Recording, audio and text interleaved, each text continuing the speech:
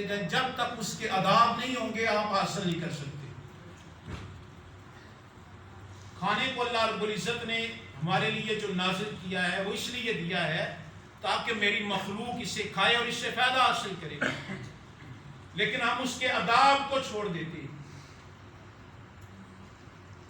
پہلا ادب یہ ہے کہ اب ہم اگر کھانے کا کاروبار کرتے ہیں تو پہلے یہ سوچیں کہیں اس کاروبار میں میرے مسلمان بھائی کا کوئی نقصان تو نہیں ہوگا، کہیں اس کو ملاوٹ والی چیزیں تو نہیں میں کھلا رہا۔ اس کے بعد جو کھانے کے طریقے ہیں، کھانا کیسے چاہیے، وہ تو آداب جو پچھلے جمعے پہ کر دیے میں نے۔ اس کا مقصد کیا ہے روٹی کا؟ خوراک انسان کے بظاہر میں ایک نظر آتا ہے لیکن اس کے دو وجود ہوتے ہیں، ایک یہ جسم کا ہے اور ایک روح کا ہے۔ روح کی پہچان کے لیے جسم کو پیدا کیا گیا، ہم اس جسم کے پجاری ہیں، روح کو چھوڑ دیا، اور یہاں پر یہ جو جسم ہے یہ حقوق العباد کو پورا کرنے کے لیے،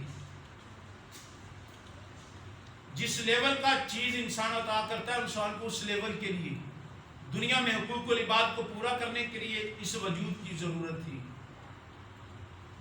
اب اس وجود کو بنایا، اب اس کو جس طرح بوٹے کو، درخت کو پانی کی ضرورت ہے، اس کو خوراک کی ضرورت ہوتی ہے۔ اولیاء کاملین کہتے ہیں کھانا کھانا چاہیے لیکن زندہ رہنے کے لیے، نہ کہ کھانے کے لیے زندہ رہو۔ ہم کھانے کے لیے زندہ رہتے ہیں، اولیاء کاملین کہتے ہیں کھاؤ اتنا کہ تم زندہ رہ سکو، لیکن اس بندے کے لیے جو بندہ کوئی کام نہیں کرتا، محنت نہیں کرتا، اس کے پاس ذریعہ معاش بہتر ہے۔ جو غریب ہے، محنت کش ہے، وہ جی بھر کے کھائے، لیکن اس کا جو کھانے کے مقصد ہے اس نظریے سے کہ اللہ تو نے ہمیں رزق دیا ہے اس سلسلے سے کہ ہمارے وجود سلامت رہے۔ آپ کے وجود سلامت ہوگا تو آپ نماز پڑھ سکیں گے، آپ کا جسم سلامت ہوگا، اللہ کی عبادت کریں گے، اللہ کی بارگاہ میں سجدہ ریز ہو جائیں گے۔